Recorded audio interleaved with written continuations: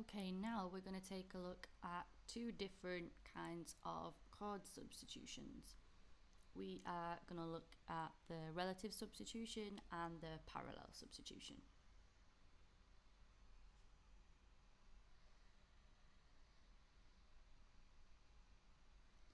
So the relative substitution is where we use our knowledge of relative keys within a key and the chords within those, and we swap out our key chord for our relative chord. So we're going to use the example of C major. We're going to start with that, and we want to know what our relative minor would be. So one way to find this out is using our kind of grid system or knowledge of chords within keys. We know that there's a major, two minors, two more majors, a minor, and then a diminished chord. We would then put our C major scale underneath those, and then what we can do there is highlight our position 1, which is our key chord and the chord we're looking at, which is our C major. And then using our knowledge of the 6th column being the relative, we can then highlight the relative chord, which would be A minor.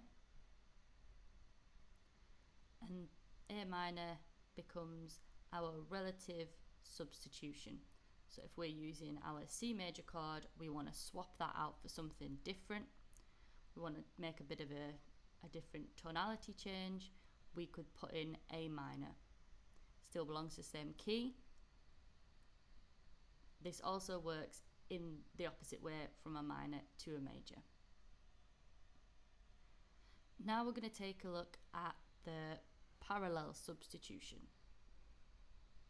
So a parallel substitution is probably one of the easiest ones to change and give a different colour or chromaticism to your progression. So good old C major again, and all we do is we make that C major a C minor. Nice and easy. And it works in the opposite way as well.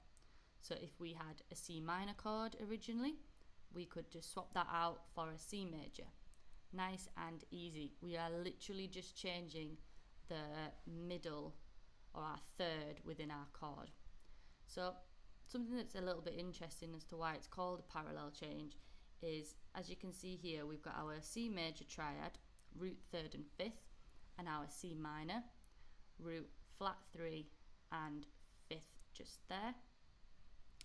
And similarly to parallel lines, they are two lines that never meet but keep an equal distance at all times.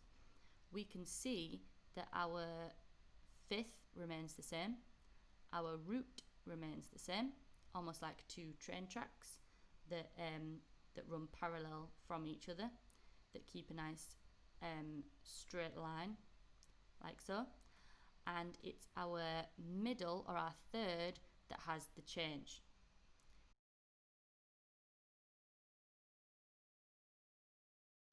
That's the technical way of looking at it.